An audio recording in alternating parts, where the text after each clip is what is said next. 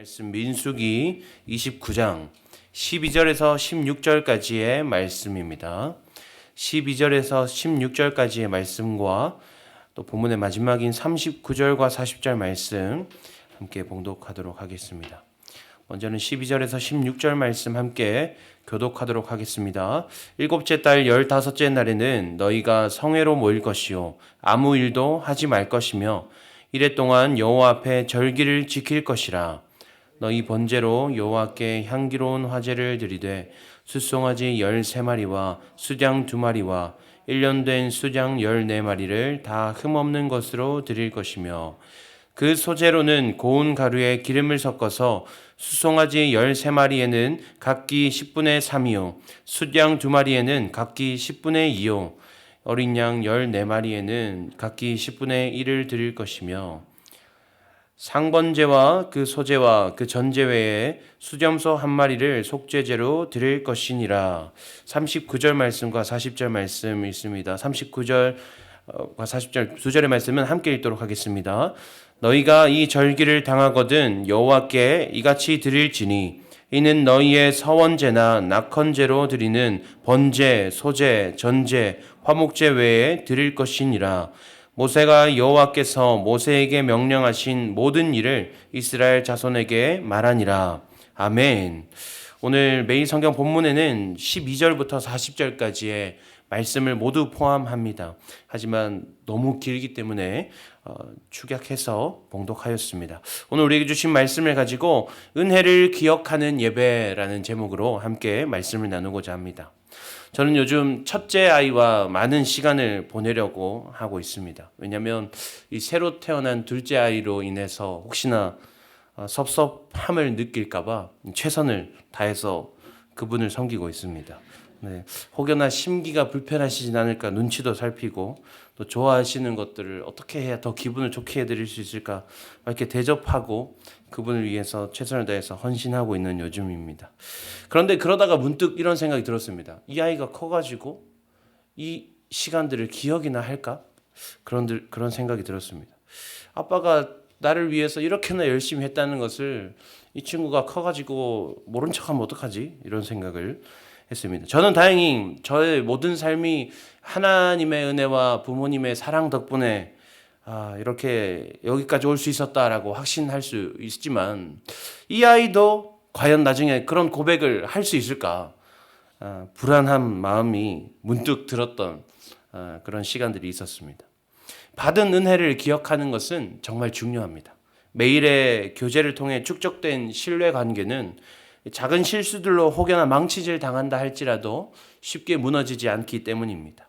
이는 하나님과 우리의 관계에서도 마찬가지인 것 같습니다. 우리는 우리의 삶 가운데 역사하신 하나님의 은혜를 기억하고 또 고백함을 통해서 하나님을 향한 신뢰와 믿음을 축적해 나가야 합니다.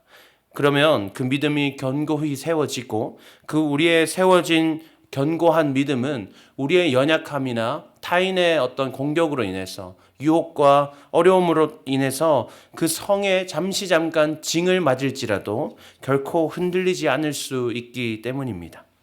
오늘 본문 말씀에서는 그 은혜의 축적을 위한 절기를 소개하고 있습니다. 본문에 나타나는 절기는 한 해의 추수를 감사함과 동시에 하나님께서 40년 동안 그 광야 생활을 인도하신 것을 기념하여 드리는 절기입니다. 이스라엘 백성들의 광야 생활이 어땠습니까? 그 시작부터 하나님의 놀라우신 역사하심의 연속이었습니다.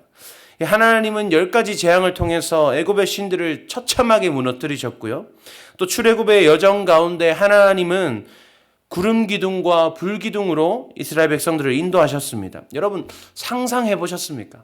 광야 가운데에 하나님께서 구름 기둥과 불 기둥으로 이스라엘 백성들을 인도하신다. 우리가 가는 그 걸음 가운데에 우리의 앞서 가시는 것이 하나님께서 보내신 구름 기둥이며 불 기둥이다 라는 그 모습을 생각해 보셨습니까? 출애굽기 13장 22절에 낮에는 구름 기둥 밤에는 불 기둥이 백성 앞에서 떠나지 아니하니라.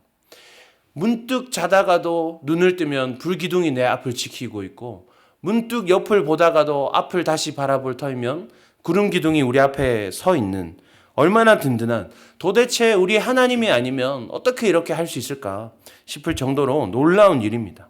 그리고는 애굽 군대가 쫓아오니 하나님은 바다에 길을 만드셔서 마른 땅을 걷게 하셨습니다. 성경의 표현으로 좌우의 벽이 되니 이렇게 기록되어 있습니다. 원어로 풀이하면 하나님께서 백성들의 좌우에 물로 성벽을 세우셨다 이렇게 해석할 수 있습니다. 바다로 성벽을 세우시고 뒤에는 쫓아오는 군대를 구름 기둥과 불 기둥으로 휘저으셨습니다. 이 얼마나 경이로운 광경입니까? 그런데 그 사실을 직접 눈으로 보았던 이스라엘 백성들이 그 이후에 어떤 삶을 삽니까? 조금만 어려워도 조금만 힘들어도 불평하고 또 불평하는 그런 삶을 살게 됩니다. 하나님께서 내게 베푸신 은혜가 말로 다 할 수 없음에도 불구하고 눈앞의 어려움에 불만을 제기했던 것이 이스라엘 백성이요 오늘날의 우리의 삶이 아닌가 생각이 되어집니다. 그래서 하나님은 이 절기를 제정하셔서 한 해 동안 하나님께서 베푸신 은혜를 기억할 뿐만 아니라 하나님께서 모든 인생 걸음을 인도하셨다는 것을 기억하게 하십니다. 구약의 절기들은 오늘날의 우리의 모든 예배 가운데에 그 의미들이 고백되어야 합니다. 예수 그리스도께서 모든 율법의 마침이 되셨고 모든 제사의 제물이 되시며 완전한 대제사장 되시기 때문에 우리는 모든 예배 가운데 예수님을 바라본과 동시에 구약에서 행해졌던 모든 절기의 의미들을 함께 고백할 수 있어야 하는 것입니다. 그러니 우리는 매일의 예배 가운데에 우리의 삶을 인도하신 하나님을 기억할 수 있어야 합니다. 우리 삶 가운데 하나님께서 이미 베푸신 은혜가 얼마나 큽니까?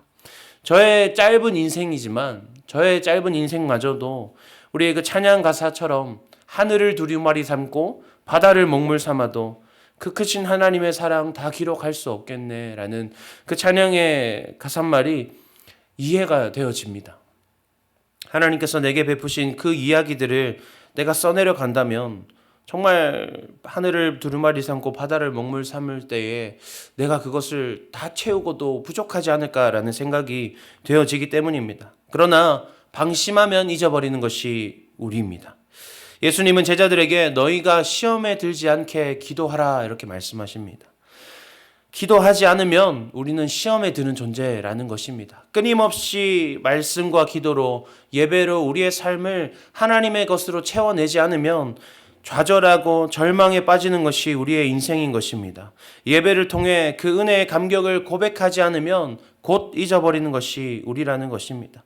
우리의 예배를 통해 하나님의 살아계셔서 우리 삶 가운데 날마다 역사하시는 그 역사하심을 고백하는 우리가 되기를 소망합니다. 예배를 통해 하나님의 은혜를 기억하고 그 은혜를 기억함으로 하나님을 향한 신뢰와 믿음을 굳게 세워서 그 믿음이 결코 쓰러지지 않는 우리가 되기를 소망합니다. 함께 기도하겠습니다. 하나님 감사합니다. 오늘도 말씀으로 우리의 예배를 인도하시니 감사합니다. 하나님께서는 우리 삶 가운데 날마다 형언할 수 없는 은혜로 채워주십니다. 그런데 우리의 연약함이 자꾸만 그것을 잊어버리려 합니다. 하나님 용서하시고 은혜로 다시 한번 붙들어 주시옵소서. 우리의 예배 가운데 하나님의 은혜를 기억하게 하시고 하나님을 향한 믿음이 더욱 굳세어질 수 있도록 붙들어 주시옵소서. 살아계신 예수님의 이름으로 기도합니다. 아멘. 이 시간 함께 기도하기 원합니다. 첫째는 하나님 우리 삶에 이미 베푸신 하나님의 은혜를 날마다 기억하게 하시옵소서. 둘째로 그리하여서 하나님을 향한 신뢰와 믿음이 더욱 굳세어지게 하시고 어떠한 환난과 유혹에도 흔들리지 않는 믿음의 사람이 되게 하여 주시옵소서. 두 가지 기도 제목으로 기도하신 후에 우리 각자의 기도 제목으로 나아가시겠습니다. 함께 기도하시겠습니다.